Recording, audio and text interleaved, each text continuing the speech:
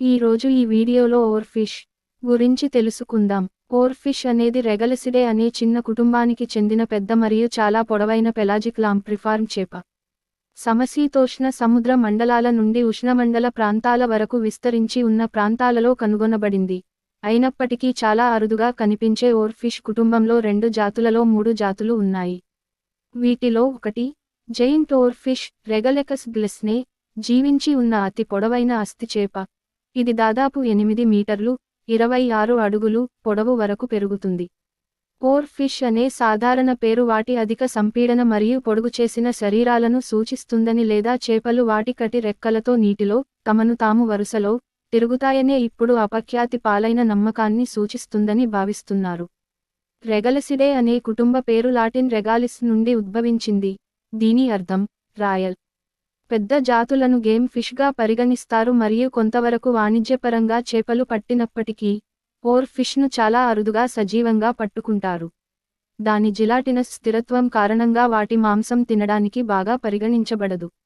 వాటి అరుదైనత మరియు పెద్ద పరిమాణం మరియు అనారోగ్యంతో ఉన్నప్పుడు లేదా చనిపోయేటప్పుడు ఉపరితలంపై ఉండే వాటి అలవాటు ఓర్ ఫిష్ను సముద్ర సర్ప కథలకు మూలంగా చేస్తాయి. తుఫానుల తర్వాత అవి తీర ప్రాంతానికి చేరుకోవడం వల్ల అవి వినాశనానికి దారితీసేవిగా ఖ్యాతి గడించాయి. 2011 టోహోకు భూకంపం మరియు సునామీకి ముందు అనేక తీర ప్రాంతాల ద్వారా బలోపేతం చేయబడిన జానపద నమ్మకం. వివరణ: డోర్సల్ ఫిన్ సాపేక్షంగా పెద్ద కళ్ల పైన నుండి ఉద్భవించి చేపల మొత్తం పొడవునా నడుస్తుంది. సుమారు 400 డోర్సల్ ఫిన్ కిరణాలలో మొదటి 10 నుండి 13 కిరణాలు వివిధ స్థాయిలకు పొడుగుగా ఉంటాయి. కిరణాల చివరల వద్ద ఎర్రటి మచ్చలు మరియు చర్మపు ఫ్లాప్లతో అలంకరించబడిన ఒక ట్రైలింగ్ క్రెస్ట్ను ఏర్పరుస్తాయి.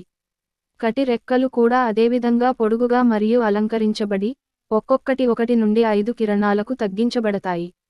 పెక్టోరల్ రెక్కలు బాగా తగ్గించబడి శరీరంపై తక్కువగా ఉంటాయి. ఆసన రెక్క పూర్తిగా ఉండదు మరియు కాడల్ ఫిన్ కూడా తగ్గించబడవచ్చు లేదా ఉండకపోవచ్చు. శరీరం చక్కటి బిందువుకు తగ్గుతుంది. అన్ని రెక్కలకు నిజమైన వెన్నుముకలు ఉండవు. న్యూజిలాండ్లోని పరిశోధకుల నుండి కనీసం ఒక ఖాతా ఓర్ ఫిష్ తాకినప్పుడు విద్యుత్ షాక్లు ఇస్తుందని వివరించింది.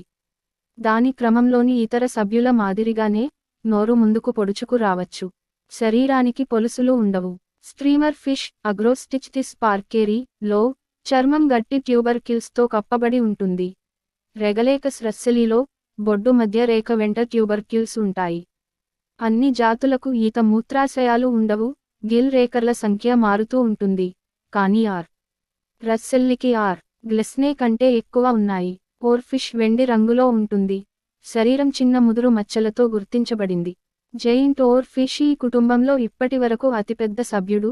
దీని పొడవు 8 మీటర్లు 26 అడుగులు 11 మీటర్లు 36 అడుగులు మరియు 17 మీటర్లు 56 అడుగులు పొడవు మరియు 270 కిలోల 600 పౌండ్లు బరువున్న నమూనాల ధృవీకరించని నివేదికలు ఉన్నాయి. స్ట్రీమర్ చేప 3 మీటర్లు 9.8 అడుగులు పొడవును చేరుకుంటుంది. అయితే రెగలేకస్ రస్సెలీ యొక్క అతిపెద్ద నమోదైన నమూనా 5.4 మీటర్లు 18 అడుగులు. ఓర్ ఫిష్ తరచుగా ఆటోటమీని అభ్యసిస్తుంది. తోకను స్వయంగా కత్తిరించుకుంటుంది. బహుశా ఇది ప్రెడేటర్ వ్యతిరేక అనుసరణగా ఉంటుంది. 1.5 మీటర్ల కంటే ఎక్కువ పొడవున్న అన్ని పట్టుబడిన రస్సెల్లికి ఆటోటమైజ్ తోకలు ఉంటాయి. అవి వాటి తోకలను పదే ఆటోటమైజ్ చేయవచ్చని భావిస్తున్నారు. తోక కొన దగ్గర చీలిక సంభవించవచ్చు, తద్వారా కాడల్ ఫిన్లో కొంత భాగం మాత్రమే పోతుంది లేదా ఇది కొన్ని కాడల్ వెన్నుపూసలను కలిగి ఉండవచ్చు.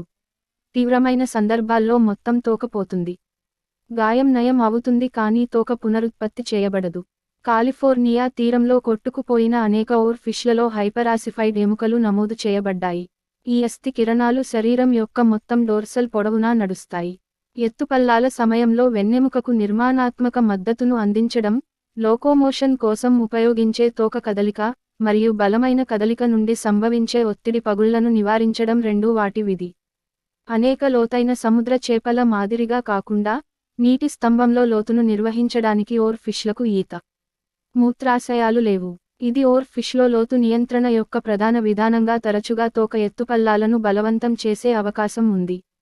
పరిణామం: ఫైలోజెనీ రెగలేకస్ గ్లెస్నే యొక్క మైటోకాండ్రియల్ జన్యువు విశ్లేషణ ద్వారా జైంట్ ఓర్ ఫిష్ యొక్క ఫైలోజెనెటిక్ ప్లేస్మెంట్ మరింత ధృవీకరించబడింది. ఓర్ ఫిష్ లాంప్రిఫార్మ్లు కాబట్టి వాటి పదనిర్మాణం కారణంగా ఉంచబడింది. ఆర్. గ్లెస్నే నమూనా యొక్క మైటోకాండ్రియల్ జన్యువు యొక్క విశ్లేషణ జాతులను ట్రాచైప్టెరస్ మరియు జుక్రిస్టాటస్, రెండు ఇతర లాంప్రిఫార్మ్లతో సమూహపరుస్తుంది. వర్గీకరణ శాస్త్రం. ఓర్ ఫిష్ను మొదట 1772లో వర్ణించారు. రెండు జాతులలోని 3 ఉనికిలో ఉన్న జాతులు వివరించబడ్డాయి. Giant oar fish, Regalecus glesne. Russell's oar fish, Regalecus russelii. Streamer fish, Agrostichthys parkeri. పర్యావరణం మరియు పంపిణీ. ఓర్ ఫిష్ 250 మీటర్లు, 660 అడుగులు నుండి 1000 మీటర్లు, 3300 అడుగులు వరకు ఎపిపెలాజిక్ నుండి మెసోపెలాజిక్ సముద్ర పొరలలో నివసిస్తుంది మరియు ఉపరితలంపై చాలా అరుదుగా కనిపిస్తుంది. కొన్ని ఇప్పటికీ చాలా తక్కువగా సజీవంగా ఉన్నట్లు కనుగొనబడ్డాయి, కానీ సాధారణంగా ఒకటి ఉపరితలంపైకి తేలుతుంటే అది డీప్రెషరైజేషన్ కారణంగా చనిపోతుంది. ఓర్ ఫిష్ లోతుల్లో నివసిస్తుంది, తక్కువ లేదా ప్రవాహాలు ఉండవు. ఫలితంగా అవి తక్కువ కండర ద్రవ్యరాశిని పెంచుకుంటాయి మరియు అవి లోతులేని అల్లకల్లోల నీటిలో జీవించలేవు. ఈ కుటుంబ సభ్యులు ప్రపంచవ్యాప్తంగా ఉష్ణమండల, ఉపౌష్ణమండల మరియు వెచ్చని సమశీతోష్ణ పంపిణీలతో విభిన్నంగా ఉంటారు. ఓర్ ఫిష్ సాధారణంగా సముద్రంలోని మెసోపెలాజిక్ జోన్లో నివసిస్తుంది. అయితే ప్రత్యక్ష ఓర్ ఫిష్తో మానవ ఎన్కౌంటర్లు చాలా అరుదు, మరియు పంపిణీ సమాచారం పట్టుబడిన లేదా ఒడ్డుకు కొట్టుకుపోయిన ఓర్ ఫిష్ రికార్డుల నుండి సేకరించబడుతుంది. యొక్క పార్శ్వ ఉంగరాలను ఉపయోగించి గమనించబడింది. ఓర్ ఫిష్లు రిమోట్గా పనిచేసే వాహనాలను సమీపించే విషయంలో ఆలస్యంగా లేదా నెమ్మదిగా విమాన ప్రతిస్పందనలను కలిగి ఉన్నట్లు కనుగొనబడింది. ఇవి వాటికి సహజ మాంసాహారులు తక్కువగా ఉన్నారనే పరికల్పనకు మద్దతు ఇస్తున్నాయి. డిసెంబర్ 2009 నుండి మార్చి 2010 వరకు జపాన్ జలాల్లో మరియు బీచ్లలో అసాధారణ సంఖ్యలో సన్నని ఓర్ ఫిష్ రెగలేకస్ రస్సెలి కనిపించాయి. జనవరి 2019లో జపనీస్ ద్వీపం ఒకినావాలో మత్స్యకారుల వలలలో 2 ఓర్ ఫిష్లు సజీవంగా కనిపించాయి. ఆగస్టు 2024 నాటికి 1901 నుండి కాలిఫోర్నియా తీరం వెంబడి దాదాపు 20 ఓర్ ఫిష్ వీక్షణలు మాత్రమే నమోదయ్యాయి. అయితే ఫిబ్రవరి 2025లో మెక్సికో పసిఫిక్ తీరం వెంబడి ఉన్న బాజా కాలిఫోర్నియా సుర్లోని నిస్సార నీటిలో వీడియోలో ఒక ఉదాహరణ రికార్డ్ చేయబడింది. నవంబర్ 2024లో కాలిఫోర్నియాలోని ఒక బీచ్లో ఒకటి కొట్టుకుపోయినట్లు కనుగొనబడింది. Feeding ecology. ఓర్ ఫిష్ ప్రధానంగా జూప్లాంక్టన్ను తింటుంది, చిన్న యూఫౌసిడ్లు, రొయ్యలు మరియు ఇతర క్రస్టేసియన్లను నీటి నుండి ఎంపిక చేసి వడకట్టేస్తుంది. చిన్న చేపలు, జెల్లీఫిష్ మరియు స్క్విడ్లను కూడా తీసుకుంటారు. నీటిలో ఉన్నప్పుడు ప్లాంక్టన్ పువ్వులు వంటి ఎరను పీల్చుకోవడం ద్వారా ఓర్ ఫిష్ తింటుందని గమనించబడింది. పునరుత్పత్తి మరియు జీవిత చరిత్ర. సముద్ర జీవి రెగలేకస్ గ్లెస్నే జూలై నుండి డిసెంబర్ వరకు మెక్సికో వెలుపల గుడ్లు పెడుతున్నట్లు నమోదు చేయబడింది. అన్ని జాతులు వాటి గుడ్లను కాపాడుకోవని భావించబడతాయి మరియు 6 మిల్లీమీటర్లు (0.24 అంగుళాలు) వరకు ప్రకాశవంతమైన రంగు, తేలియాడే గుడ్లను విడుదల చేస్తాయి. ఇవి జూప్లాంక్టన్లో కలిసిపోతాయి. వాటి పునరుత్పత్తి పదనిర్మాణం ఆధారంగా ఓర్ ఫిష్ గుడ్లను ఉత్పత్తి చేస్తుందని భావిస్తారు.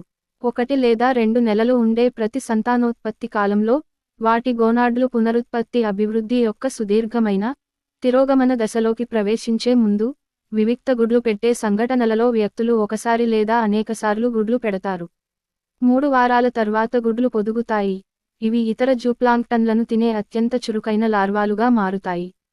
లార్వా పెద్ద చేపలతో చాలా తక్కువ పోలికను కలిగి ఉంటుంది, పొడవైన డోర్సల్ మరియు పెల్విక్ రెక్కలు మరియు విస్తరించదగిన నోరు కలిగి ఉంటుంది.